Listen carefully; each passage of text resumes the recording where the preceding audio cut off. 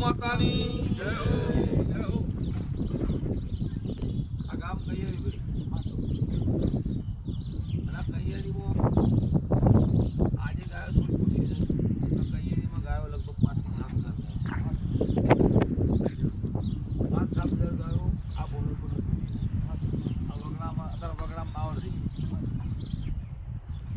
કઠવાળા ગામમાં હરિવાના કુવો મેળો કર્યો ને એ મેળા કરવાનું કારણ તો માલધારીઓને એવું થાય કે ભાઈ સારો માલ રાખીએ, સારા આખલા રાખીએ અને સારું આપણો સારા આખલા છે, સારી વાસળીઓ, સારો ઢોર થશે, આ રૂપારો ઢોર થાય એટલા માટે અને માલધારીને ઊંચ થાય તો 5 રૂપિયા આવે. 5 અને માલે તે આપણા ભારત દેશમાં અમુક સારી જગ્યાએ વેચાણ થાય અને આપણા સારા માણસો જોઈને આપી ગાય તો ગાયને ત્યાં જ કેવું છે કેવું નહીં, સાચવણી કેવી છે.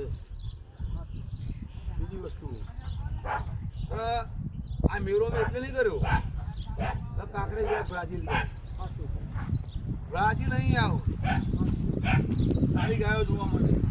બ્રાઝીલમાં ગાય અપાય કેમ ના અપાય એનું કોઈ નક્કી નહીં. પરદેશમાં ગાય ગઢી થાય. આપણો ભારતની આપણી માં છે, આપણે હિન્દુ છીએ.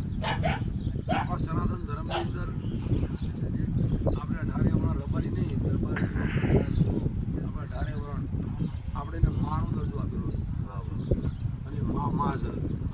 કોઈના મગજમાં એવું હોય કે આ ગાયના વેપાર કરવા એટલે મેળા કર્યા છે, ના.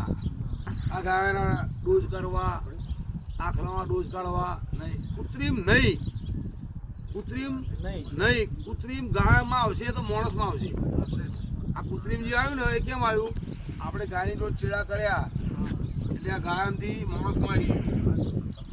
નેચરલ લોહીની ગાયો હોય, નેચરલ બ્લડ લાઈન માણસમાં બી હોય. એ કંઈક સારું કાર્ય કરશે અને એ સારી વાત કરી શકશે અને સારા કાર્ય કરી શકશે. પણ નેચરલ હશે તો પણ જે કૃત્રિમ હશે ને એ કોઈને આગળ ટકવાનું નહીં.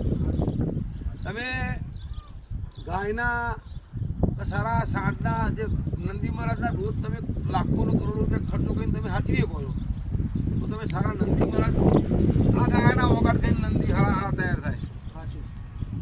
અમુક ખર્ચા નહીં. આ મેળા એના છે. આ મેળા વાતો કરવા માટે નહીં કરેલા.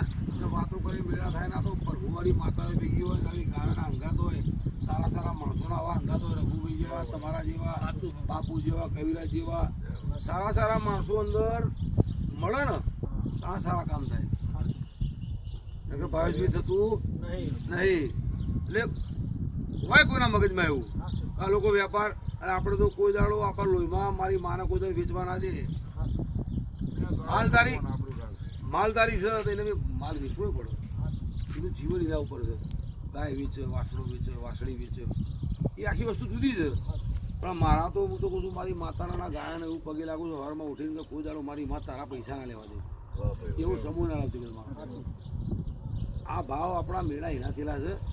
કોઈના મગજમાં એવું હોય ને કે બ્રાઝીલ ગાયો મોકલવા માટે બ્રાઝીલ વાળા અહીં ના આવે, અહીં આપણે તો જવાની જરૂર નહીં. અને એ અહીંથી લઈ ગયેલા છે, આપણે તોથી નહીં લાવેલા. આપણા અહીંના આપણા ભારત દેશમાં છે. ભારતમાં આપણે કચ્છ ગયો, અમદાવાદ કો સારી કાંકરેજ ગાયો પહેલાં વર્ષો પહેલાં અમારા દાસ્તાનમાં લઈ ગયેલા. અમારા ત્યાં રબારીની ગાયો લઈ ગયા હતા. દાસ્તાન શેઠ, પ્રાણલાલ ભોગીલાલ શેઠ એ ટાઈમમાં અહીંથી ગાયો લઈ ગયેલા. અને આપણે કૃષ્ણકુમારસિંહ ભાવનગર બાપુ એ ગીર ગાય લઈ ગયેલા. એને આપણે નહીં લાયા. આપણી કોપી એને મારી છે. આપણે એની કોપી મારી નહીં. એને ડોઝ ને બોઝ કાઢવા આપણે ડોઝની જરૂર નહીં. આપણે અસલ હિન્દુ છીએ, સનાતન ધર્મ છે આપણો. આપણી ગાય આપણી માં છે. આપણે એના ડોઝે કાઢવાના ના હોય, કશું કરવાનું ના હોય. આપણો સારા નંદી મહારાજ રાખવાના હોય, સારી ગાયો રાખવાની હોય અને સારું સમર્થન કરવાનું હોય. બરાબર? વેપાર નહીં. આ જે વેપારીઓ જોઈ આવવાનું શું છે, માયાના વેપાર કરે એમનું જોઈ આવવાનું. માલ થઈને માલ વેચવો પડે એવું નહીં, 100% છે. પણ જે વેપાર જુદી વાત છે અને માલધારી ગાય વેચે જુદી વાત છે. એટલે આવા સારા સારા કાર્ય કરશો તો મેળાય થશે બધું થશે. એમ કોઈની કોપી મારે કશું થાય નહીં. ભગવાન કરાવો તો થાય. બરાબર. સારા માણસોનો અંગાત હોય તો સારું કામ થાય. એ વાતો કરે કામ થતા છે.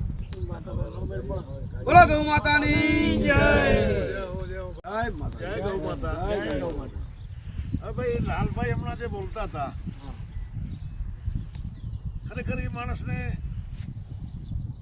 મને તો 7 વર્ષ થયા આ લાલભાઈને ઓળખવા મળ્યા. એમાં મહત્વનો ફાળો લાલભાઈની ઓળખાણમાં અમારે ખેતુભા બાપુ, રઘુભાઈ એમના થકી અમારી ઓળખાણ થઈ. હવે માણસ અમારામાં એક વાર્કરમાં કહેવત છે કે સૂરજ છાપડે ઢાંક્યો રહે નહીં. સૂરજ છે ને એ છાપડે ઢાંક્યો નથી રહેતો, એના પ્રકાશ જે છે એ ફેલાવતો હોય છે. ઘણા બધા મને તો એમની સાથે મેં ડાયરા કર્યા છે, મને ઘણા અનુભવ થયા. એમની દાતારીના દુનિયા દેખી દાતારી કોને કહેવાય, ગૌ માતાની સેવા કોને કહેવાય, એવી રીતે કરાય. પણ સૌથી વધારે હું ઘણા વિડીયોમાં કહી ચૂક્યો છું, પણ આ વખતે મારું આવું ભાગ્ય કે લાલભાઈએ મને આમંત્રણ આપ્યું અને ખેતુભા બાપુ અમારે પાડોશમાં જ ગામ છે ભૈયાબો, એમની સ્કોર્પિયો ગાડીમાં, એસી ગાડીમાં મારે અમદાવાદ જવાનું થયું. અને નજરો નજર જ્યારે આ બધી વ્યવસ્થા નિહાળી, કાંકરેજ ગાયનો ગૌ મહાકુંભ, ભાઈ આ વાત કરવી બહુ હોલી છે, બહુ સહેલી છે. આ વાત કરી દે કે આપણે એવો કરવો છે. પણ મિત્રો સૌથી મહત્ત્વની બાબત એ કે એમાં સરકારનો કોઈ ફાળો નહીં, બીજા કોઈ વ્યક્તિનો નહીં, અને એક જ માણસે કીધું કે આવું કરવું છે. એટલે બીજા માણસો કહેતા છે કે આટલું યાર કેમ પહોંચી વળાશે. પણ લાલભાઈ એમની વિહત માતા પ્રત્યેનો વિશ્વાસ, આસ્થા અને ગૌ માતાની સેવા, આ બધાનો સમન્વય થયો અને હજારો માણસોએ આ બધું પ્રત્યક્ષ નિહાળ્યું. સેવા કોને કહેવાય, ગૌ માતા શું છે, કાંકરેજ શું છે. આ ભાઈ હમણાં વાત કરતા હતા બુવાજી કે બ્રાઝિલ જે છે, હવે એને સાદી ભાષામાં આપણે વર્ણશંકર કહીએ છીએ. ગાય અને ખૂંટ જે અલગ અલગ જ્યારે એનો મિલાપ થાય એમાંથી જે પાકે એ વર્ણશંકર. આપણામાં આજ પણ કહેવાત છે કે આને માણસને મૂકી દો તો વર્ણશંકર છે. એ આપણા જેવો જ માણસ છે, આંખ, કાન, નાક, શરીર. પણ જેમાં ભેળસેળ થઈ જાય એમાં અસલિયત રહેતી નથી, એ વર્ણશંકર પેદા થાય છે.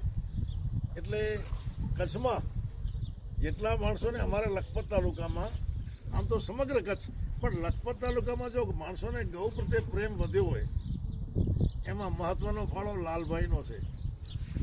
એ માણસે અમદાવાદથી આવીને અહીંયા નિમિત્ત બન્યા, માણસોને ખબર પડી કે અમદાવાદથી આવીને અહીંયા ગૌની સેવા કરે છે તો આપણે અહીંયા બેઠા છીએ.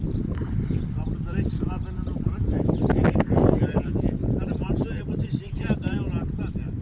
એમાંનો એક હું પણ છું, અને પણ હું ચારણ છું, કવિરાજ છું. પણ ગૌ પ્રેમ જે 25% હતો એમાં 75% જો ઉમેરવાવાળા કોઈ હોય તો લાલભાઈની સેવા જોઈ.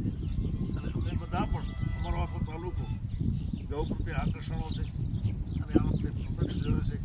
તો મિત્રો આવા ગૌ પ્રેમીને નમન કરું છું. જય ગૌ માતા.